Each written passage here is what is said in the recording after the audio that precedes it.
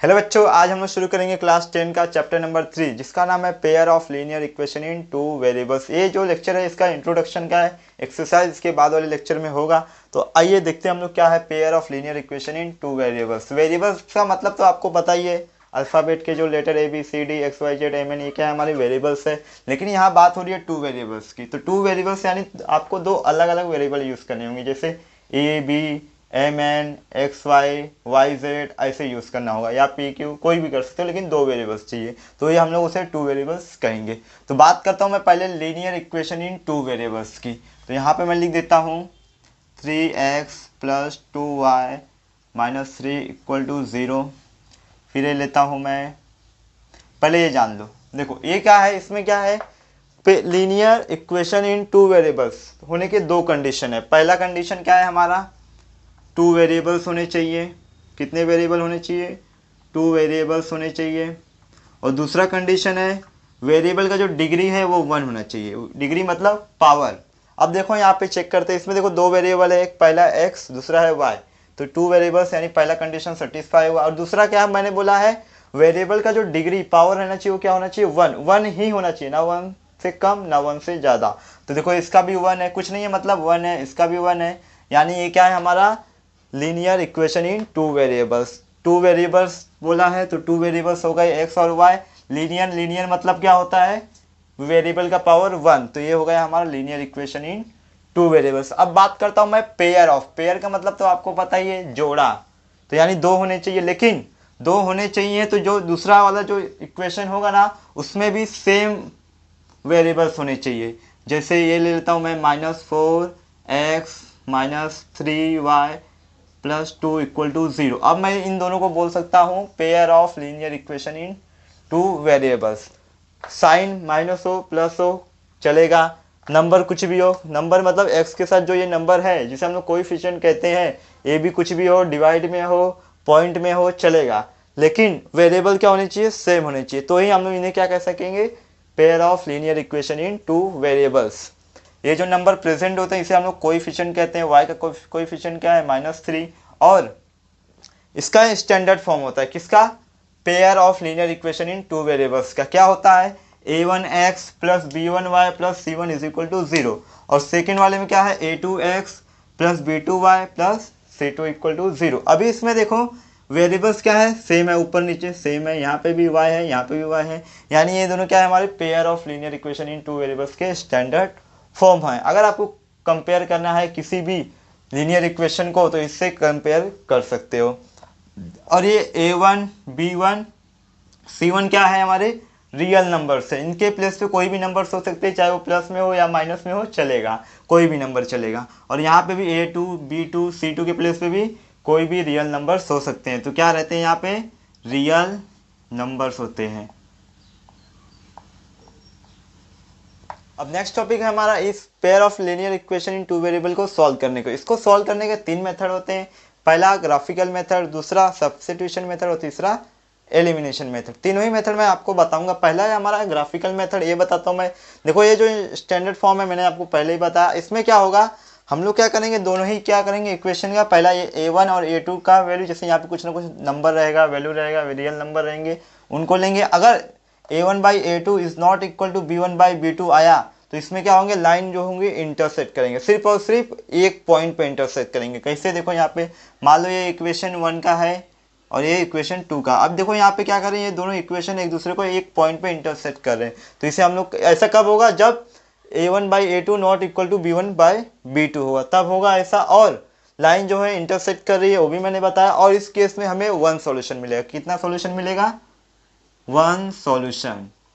और इसे कभी कभी यूनिक सॉल्यूशन भी कहते हैं। क्या कहते हैं, यूनिक सॉल्यूशन, यूनिक सॉल्यूशन कहते हैं। और इसे पेयर ऑफ कंसिस्टेंट भी कहते हैं। कंसिस्टेंट वर्ड भी यूज़ करते हैं इसमें, जब ऐसा होता है कि ये दोनों एक दूसरे के इक्वल नहीं होते हैं और लाइन जो होते हैं एक दूसरे को इंटरसेक्ट करती हैं, वन सॉल्यूशन मिलता है, तो हम लोग इसमें कंसिस्टेंट भी बोलते हैं। कंसिस्टेंट वर्ड भी यूज़ करते हैं, कंसिस्टेंट। ठीक है, अब आ जाते हैं दूसरे पे। अब दूसरे में क्या हो सकता है कि तीनों ही क्या हो, तीनों का जो रेशियो हो एक दूसरे के इक्वल हो। यानी जो a1/a2 है इक्वल टू b1/b2 और इक्वल टू c1/c2। तो इस केस में क्या होगा, जो लाइन होगी वो क्या होगी, कोइंसाइड होगी। कोइंसाइड यानी ओवरलैपिंग करेंगी। कैसे, देखो यहाँ पे, इसको हटा देता हूँ पहले। मान लो ये इक्वेशन 1 का लाइन है, ये क्या है, इक्वेशन 1 का लाइन है ये वाले का। और अब ये तीनों क्या है, तीनों का जो रेशियो है एक दूसरे के इक्वल है, लाइंस क्या है, कोइंसाइड है। तो कोइंसाइड्स में क्या होता है, एक दूसरे के ऊपर लाइन बनती है, एक दूसरे के ऊपर लाइन बनती है, ऐसा बनता है। और इसमें जो सॉल्यूशन मिलेगा कि क्या मिलेगा, अब देखो हर एक पॉइंट पे एक दूसरे को इंटरसेक्ट कर रहे हैं, हर एक पॉइंट पे। तो इसमें जो सॉल्यूशन मिलेगा हमें मिलेगा इनफाइनाइट सॉल्यूशन। क्या मिलेगा, इनफाइनाइट सॉल्यूशन, या फिर मैनी भी बोलते कोई कोई, many infinite solution, infinite solution. और इसमें क्या होता है, सॉल्यूशन क्या मिला, सॉल्यूशन मिला है तो इसे, इसको भी कंसिस्टेंट ही बोलते हैं। क्या बोलते हैं, कंसिस्टेंट। और कहीं कहीं इसमें क्या होता है, डिपेंडेंट वर्ड भी यूज कर देते हैं, डिपेंडेंट, डिपेंडेंट। क्या होता है इसमें, कंसिस्टेंट, कंसिस्टेंट दोनों में रहेगा। कब, जब अगर एक भी सॉल्यूशन मिला, चाहे वो एक सॉल्यूशन मिला हो चाहे वो इनफाइनाइट सॉल्यूशन मिला हो, तो दोनों ही क्या रहेंगे, हमारे कंसिस्टेंट होंगे। लेकिन इसको कभी कभी डिपेंडेंट भी बोलते हैं। अब तीसरा आता है हमारा, जिसमें सिर्फ a1 a2 यानी जो a1 वाला रेशियो a1/a2 का इक्वल होता है, b1/b2 के इक्वल होता है। लेकिन जो b1/b2 होता है वो c1/c2 के इक्वल नहीं होता। यहाँ पे क्या है, नॉट इक्वल है। तो इस केस में क्या होता है, लाइंस क्या होती है, पैरेलल होती हैं। अगर लाइन पैरेलल है तो किसी भी पॉइंट पे एक दूसरे को इंटरसेक्ट करेंगे, क्या नहीं करेंगी। कैसे, देखो यहाँ पे, मान लो ये इक्वेशन 1 का लाइन है। मैंने क्या बताया है, जब भी a1/a2 इक्वल टू b1/b2 हो और b1/b2 not equal to c1/c2 हो, तो लाइंस क्या होती है, पैरेलल होती है। अब ये इक्वेशन 2 का, अब दोनों लाइंस क्या है, पैरेलल है। अगर लाइंस पैरेलल है तो ये किसी भी पॉइंट पे एक दूसरे को इंटरसेक्ट करेंगे, क्या नहीं करेंगे। तो इसमें हमें क्या मिलता है, नो सॉल्यूशन मिलता है। क्या, एक भी सॉल्यूशन नहीं मिलता, इसलिए इसे बोलते हैं नो सॉल्यूशन। और इसे क्या कहते हैं हम लोग, इनकंसिस्टेंट कहते हैं। क्यों इसे इनकंसिस्टेंट कहते हैं, क्योंकि इसमें हमें एक भी सॉल्यूशन नहीं मिला। पहले में मिला 1 सॉल्यूशन, दूसरे में इनफाइनाइट मिला, इसलिए दोनों को ही कंसिस्टेंट कहते हैं। और इसे कभी कभी डिपेंडेंट भी कहते हैं। अब इसमें क्या मिला, सॉल्यूशन ही नहीं मिला, तो इसलिए इसे क्या कहते हैं, इनकंसिस्टेंट। ये हो गया पहला मेथड हमारा कंप्लीट। अब दूसरा मेथड है हमारा सब्स्टिट्यूशन मेथड, और तीसरा एलिमिनेशन मेथड है। अगर क्वेश्चन में आपको बोला सब्स्टिट्यूशन मेथड से करने के लिए, तो आपको सब्स्टिट्यूशन मेथड ही यूज करना है। अगर एलिमिनेशन मेथड बोला है तो एलिमिनेशन ही यूज करना है। अगर सिर्फ क्वेश्चन में बोला है सॉल्व करने के लिए, तो आप दोनों में से कोई भी मेथड यूज कर सकते हो। आइए करते हैं। लेकिन हाँ, अगर दोनों में से कोई भी मेथड यूज करोगे तो आंसर आपका सेम ही आएगा। करना है तो इधर मैं करके दिखा देता हूँ आपको। देखो यहाँ पे क्या दिया है, pair of linear equation in 2 variable. दोनों ही में 2 वेरिएबल है और दोनों का ही पावर 1 1 है। ये क्या है, हमारी pair of linear equation in 2 variable.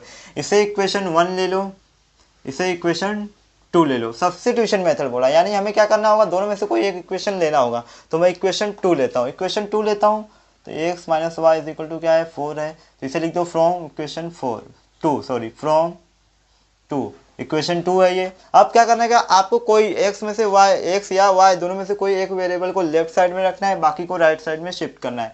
तो मैं x को यहाँ पे लेफ्ट में रखता हूँ और y को यहाँ शिफ्ट करता हूँ। माइनस में है तो यहाँ पे आएगा प्लस में हो जाएगा। तो y को रखना है तो y को रख सकते हो, x को रखना है तो x को रख सकते हो, ये आपके ऊपर है। अब क्या करूँगा, x का वैल्यू आ गया मेरे पास, इस x के वैल्यू को मैं इक्वेशन 1 में डालूंगा। ध्यान रखना, जो इक्वेशन आप लिए हो उस इक्वेशन में आपको पुट नहीं करना। मैंने इक्वेशन 2 लिया है तो मैं इसे इक्वेशन 1 में पुट करूंगा। तो यहाँ पे लिखूंगा put x equal to 4 plus Y in equation 1, in equation 1। Equation 1 में पुट करता हूँ x का वैल्यू, x है यहाँ पे, तो पहले लिख देता हूँ यहाँ पे x plus Y is equal to क्या है, 14 है। तो x के प्लेस पे क्या आएगा, 4 प्लस वाई, और ये plus Y is equal to क्या हो जाएगा, 14। y क्या हो जाएगा, 2y हो जाएगा। और ये 4 प्लस में यहाँ पे आएगा तो माइनस में हो जाएगा। तो बचेगा क्या, यहाँ पे 10 बचेगा। ये is equal to 2y, y को यहीं पे रहने दो, मल्टीप्लाई में है यहाँ पे, डिवाइड में। तो वैल्यू क्या आ जाएगा, 5 आ जाएगा। y का वैल्यू क्या आ गया, 5। अब इस y के वैल्यू को आप इक्वेशन इसे इक्वेशन 3 ले लेता हूँ, इसे इक्वेशन 3 में पुट कर दो। तो यहाँ पे लिख दोगे put y equal to 5, y equal to 5 आया इन इक्वेशन 3 में पुट करता हूँ। देखो क्या होता है, x है is equal to 4 plus y है, तो y का वैल्यू क्या है अपने पास 5, तो कितना हो जाएगा 9। अब देखो x और y, x का वैल्यू क्या आ गया 9, y का वैल्यू क्या आ गया 5। ये हो गया हमारा सब्स्टिट्यूशन मेथड। अब आते हैं हमारे एलिमिनेशन मेथड पे। इसमें क्या होगा आपको देखना होगा, पहले दोनों x है y है, सही है, एकदम अरेंजमेंट सही है। अब दोनों में से किसी भी एक वेरिएबल का कोएफिशिएंट सेम होना चाहिए। यहाँ पे तो दोनों का ही सेम है, यहाँ पे भी 1 है, यहाँ पे भी 1 है, यहाँ पे भी 1 है, यहाँ पे भी 1 है। अगर मान लो कि अगर सेम नहीं होगा तो आपको सेम करना होगा। वो कैसे करना होगा मैं एक्सरसाइज में डायरेक्ट आपको बताऊंगा। अब सॉल्व करते हैं।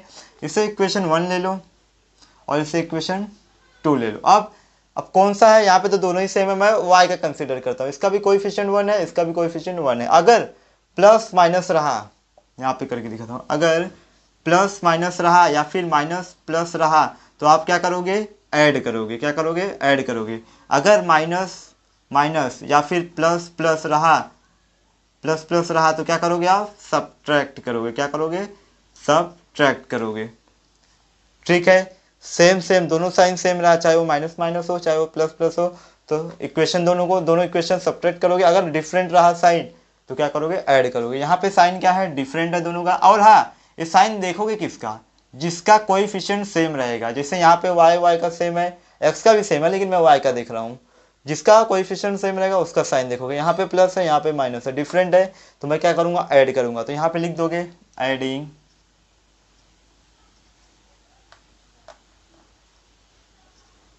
Adding equation 1 and 2। इक्वेशन 1 और 2 को ऐड करते हैं, क्या होगा देखो यहाँ पे x plus Y is equal to 14, दूसरा क्या है x minus Y is equal to 4। Add करना है, प्लस माइनस प्लस माइनस हो जाएगा और ये प्लस प्लस ही रहेगा। ध्यान से देखो यहाँ पे। अब ये वाले जो साइन है इनको भूल जाओ, क्योंकि यहाँ पे प्लस प्लस प्लस हो गया, माइनस था प्लस था तो प्लस माइनस माइनस हो जाता और यहाँ पे प्लस ही रहेगा। इनके साइन से हमें लेना देना नहीं है। अब इनके जो साइन है ये हो गए हैं। अब ये देखो यहाँ पे ये प्लस में है, ये माइनस में है, तो ये दोनों क्या होंगे, आपस में कैंसिल हो जाएंगे। एक क्या है प्लस में है तो ये हो जाएंगे 2x, और ये क्या है प्लस में है तो ये हो जाएंगे हमारे 18। x को ऐसे रहने दो 18, 2 यहाँ पे जाएगा तो ये हो जाएगा 9 हो जाएगा, 2 9 सा x का वैल्यू हो गया। अब इस x के वैल्यू को आप किसी भी इक्वेशन में पुट करो, दोनों में से किसी भी में भी। तो मैं पुट करता हूँ, put x equal to 9 in equation किस में पुट करूँ, 2 में पुट करता हूँ। किसी में भी कर सकती हूँ, मैं 2 में पुट करता हूँ। 2 वाला क्या है, x minus Y is equal to 4, तो x के प्लेस पे क्या आएगा मेरा 9 आएगा माइनस 4। अब ये यहाँ पे जाएगा, ये माइनस वाई ऐसे ही रहेगा, ये प्लस में है, यहाँ पे आएगा तो माइनस में हो जाएगा। माइनस होगा तो क्या बचेगा यहाँ पे,